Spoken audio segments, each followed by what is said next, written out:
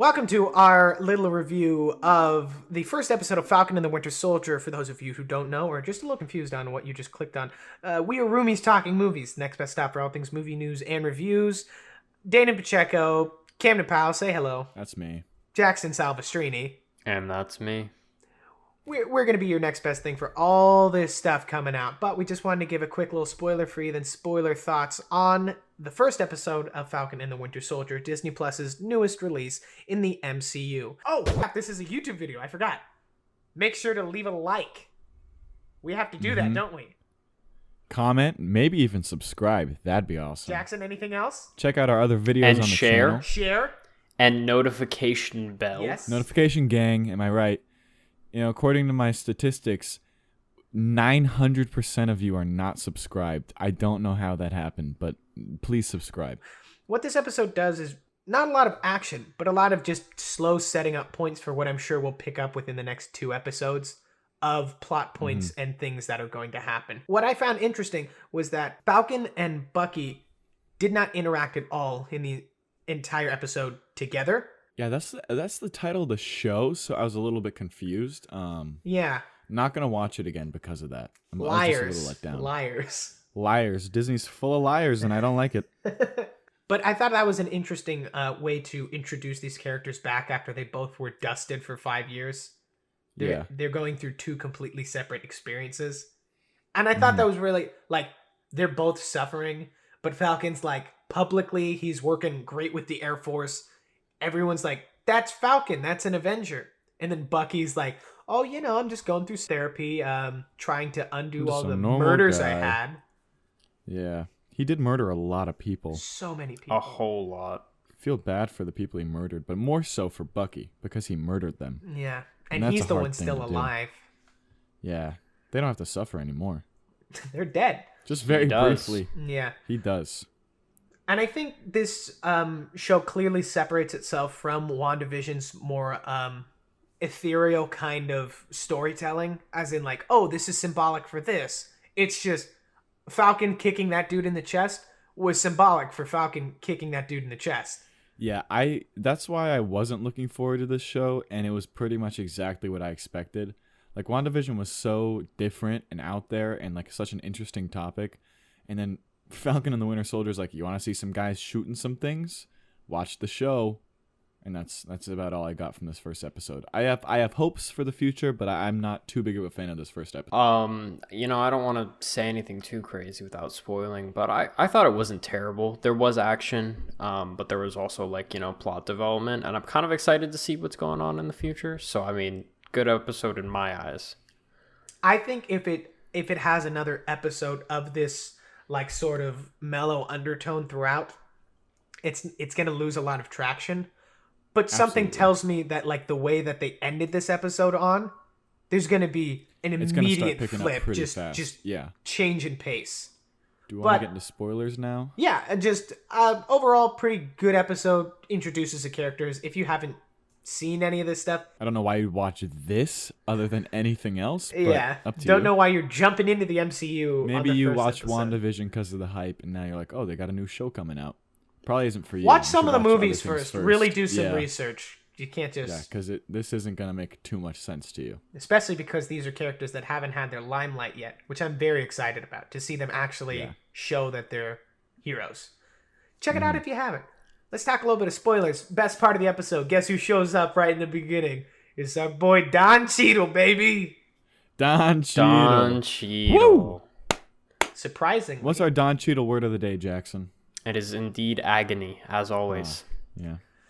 Don Cheadle was back as Rhodey from the MCU. He's like, hey, Falcon, you know how Captain America gave you his shield and said, be Captain America?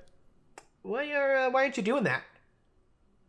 And Falcon's like, I don't want I don't feel like it. But then at the end of the episode, when someone else literally He's just... like, well, now I want to. Yeah, just what the heck, takes guys? the shield from the Smithsonian.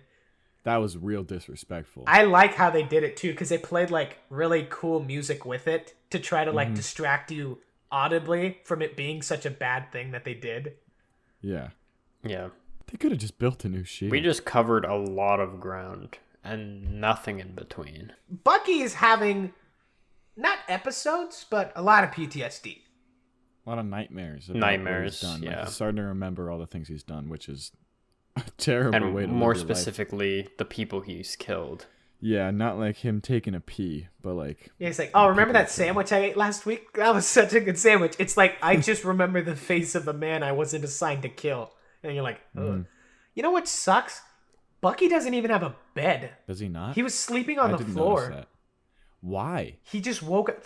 Like, did they really, like, after everything that happened in Endgame, like, the heroes who suffered the most, did they really just They go, were like, good luck? They don't get a mattress for sure. No way.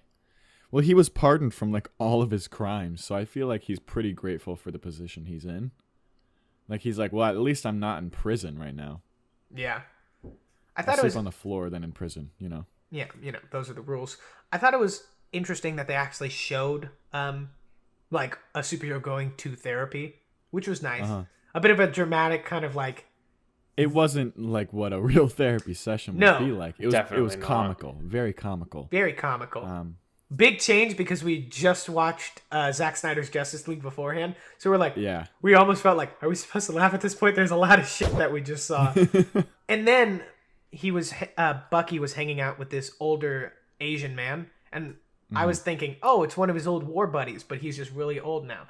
No, it turns out he was the father of one of the people he just killed. And Bucky was trying to make amends, and it kind of like wrenches your heart a little bit because you're like, oh no, the father's going to find out, the old dude's going to find out, and he's going to hate Bucky.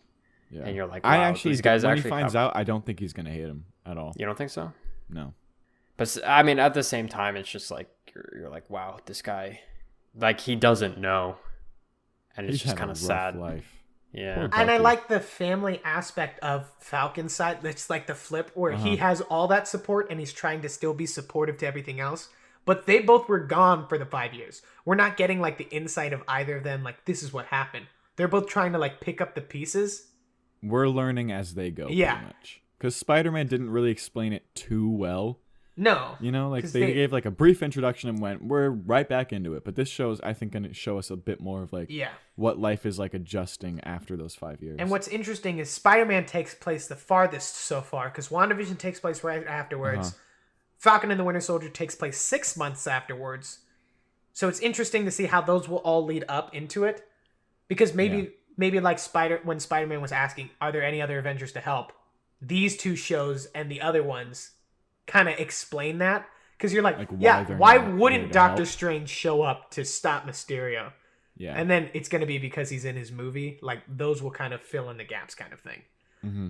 As for this one, I'm excited to see where it goes. And I thought they did a fantastic job introducing one of the many antagonists in this movie show thing.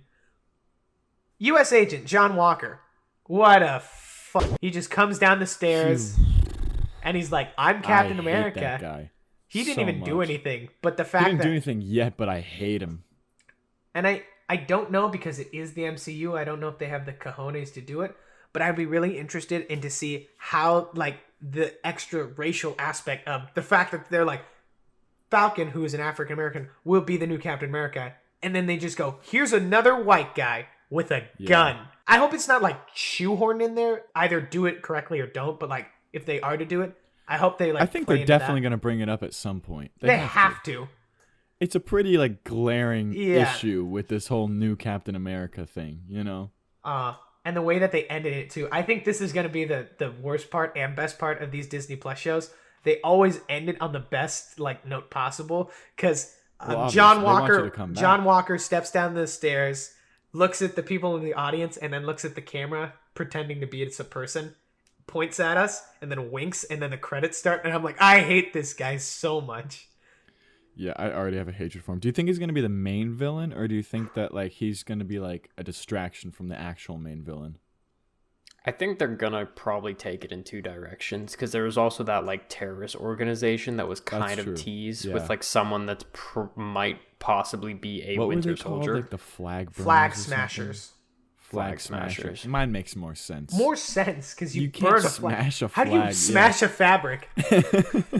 I feel like there's going to be like that kind of double enemy instead of just like, okay, one is a small enemy that they have like to beat. a double enemy, you know? Yeah. I feel like, but now that we know that Baron Zemo will be coming back, it's not revealed in this episode or anything, but he's in all the promotional stuff.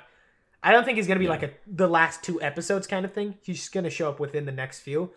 But I think that U.S. Agent will be more of a happenstantial kind of villain. You know what I mean? Like, his actions will be antagonistic, but he's not directly affecting Bucky and Falcon. It's just the public's image of Captain America. And, like, maybe he kills someone publicly, and everyone's like, oh, is this the new Captain America? Like, ooh, this is what we're going for? All right. Oh, I'm in. On board. On board. Every superhero gets a gun. From now on, it's just too awesome for them not to have guns. I'm excited to see. Any predictions for the next episode? No clue. I honestly could not tell you where the next episode's going to go. It really didn't lead up to much. It gave you the big ideas, but there's no like specific plot point I'm expecting next. I'm predicting Bucky and Falcon get together. Mm-hmm. I'm predicting there's some talk about the Shield, probably about how they want to get rid of the Shield from this new Captain America, and that's all I have. Do you think Bucky might be resentful in this at all?